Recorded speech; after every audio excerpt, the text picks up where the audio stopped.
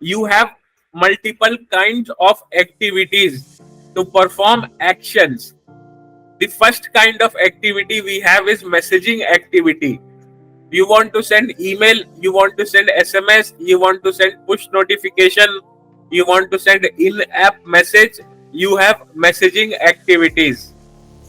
But messaging activities always are sent based on a certain logic. Like yesterday we saw if email was opened or not. If not, we have to resend an email. Here we had a certain logic. So those logics can be executed using flow control activities. There are flow control activities like decision splits, random split, engagement split, join, wait activities. We already understood what is the difference between an engagement split and decision split. Engagement split is used to predict engagement on a particular communication from a customer. The three parameters are primarily defined in engagement split: open, click, and bounce.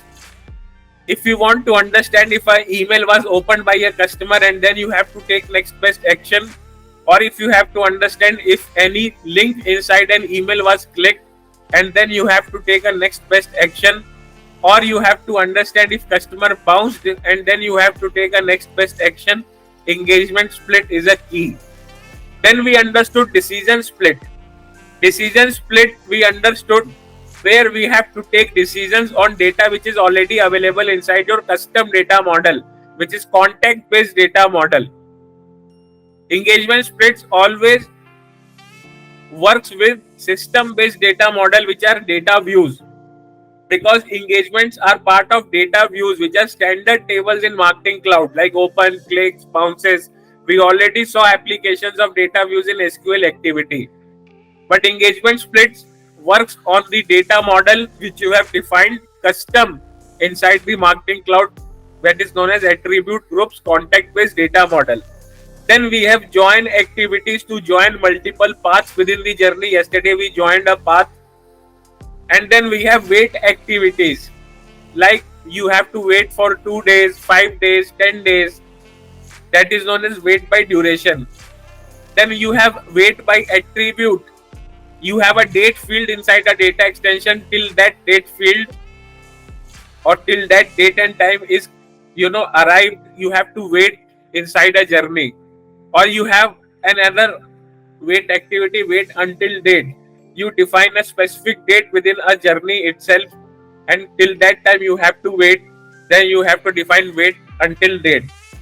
So these are the flow control activities which would help you determine logics within the journey for next best actions. And the third and important kind of activities we have inside Journey Builder are sales and service cloud activities. Sales and service cloud activities often execute operations on sales and service cloud.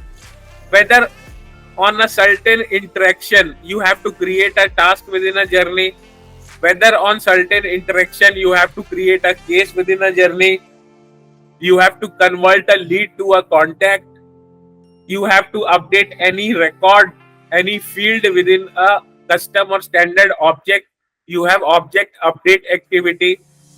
You have these activities which drives updations, deletions, modifications within the Salesforce Sales and Service Cloud standard and custom objects.